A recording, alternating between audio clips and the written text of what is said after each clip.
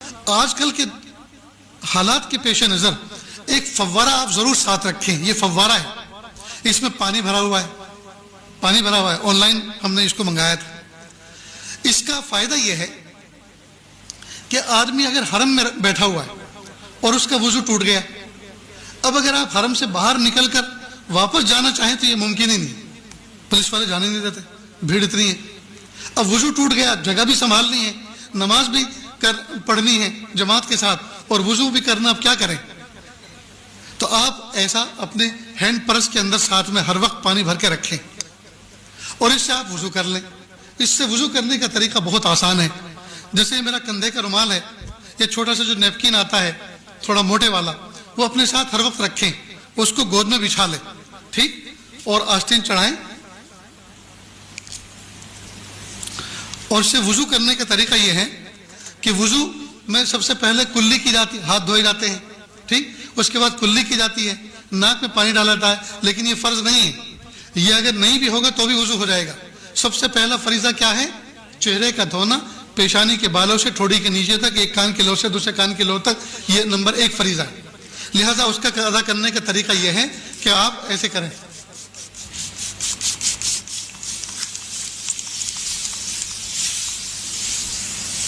دیکھو میرا منہ بھیگ گیا نا، اس کو میں نے مل لیا.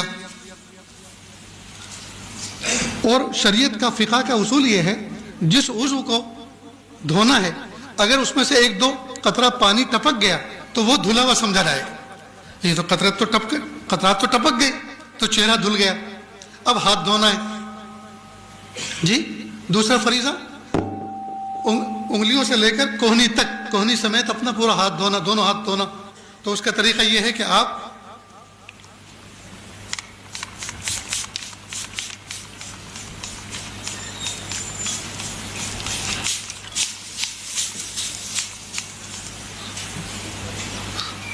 یہ آپ کا ہاتھ دھل گیا، ٹھیک. اسی طرح سے دوسرا ہاتھ دھونا ہے، اسی طرح دوسرا ہاتھ دھونا ہے. آپ میری طرف دیکھیں، بہت اہم کام چل رہا ہے.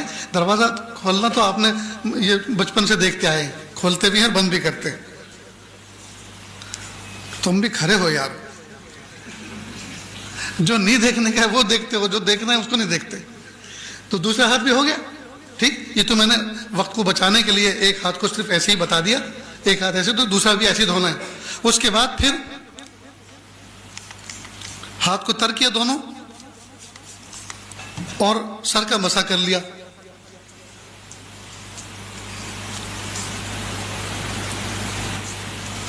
ہو گیا.